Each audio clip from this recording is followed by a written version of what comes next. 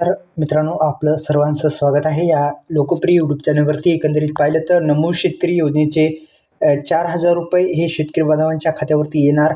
या संदर्भात संपूर्ण माहिती व्हिडिओच्या माध्यमातून जाणून घेऊ. एकंदरीत आपण जर पाहिलं तर शेतकरी बांधवांच्या खात्यावरती नमो शेतकरी योजनेचा आता हप्ता हा जमा करण्यात येऊ शकतो अशी शक्यता वर्तवली जात आहे. आणि हा नमो शेतकरी महासन्मान निधी योजनेचा हप्त्यासाठी आपण जर पाहिलं तर नमो शेतकरी महासन्मान निधी योजना ही महाराष्ट्र सरकारची अत्यंत महत्त्वाची अशी योजना आहे. नमो शेतकरी महासन्मान निधी योजना.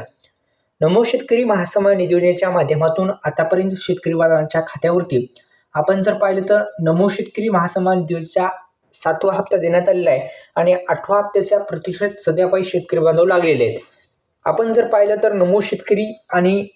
नमो शेतकरी महासन्मान निधी योजनेच्या माध्यमातून अद्यापही शेतकरी बांधवांच्या खात्यामध्ये 8वा हप्ता देण्यात आलेला नाही.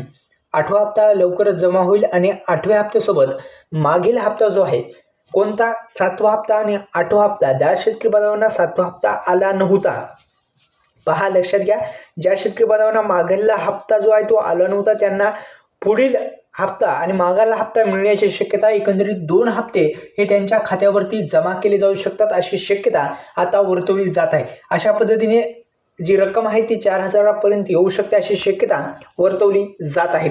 नमो शेतकरी महासन्मान निधी योजनेच्या माध्यमातून अशा पद्धतीने हा हप्ता जमा होणार आहे. तुम्ही पात्र आहात का नाही पाहण्यासाठी PM किसान महासन्मान निधी योजनेच्या माध्यमातून जर तुम्हाला हप्ते मिळत असतील तर तुम्हालाच नमो शेतकरी योजनेचे हप्ते मिळून जातील.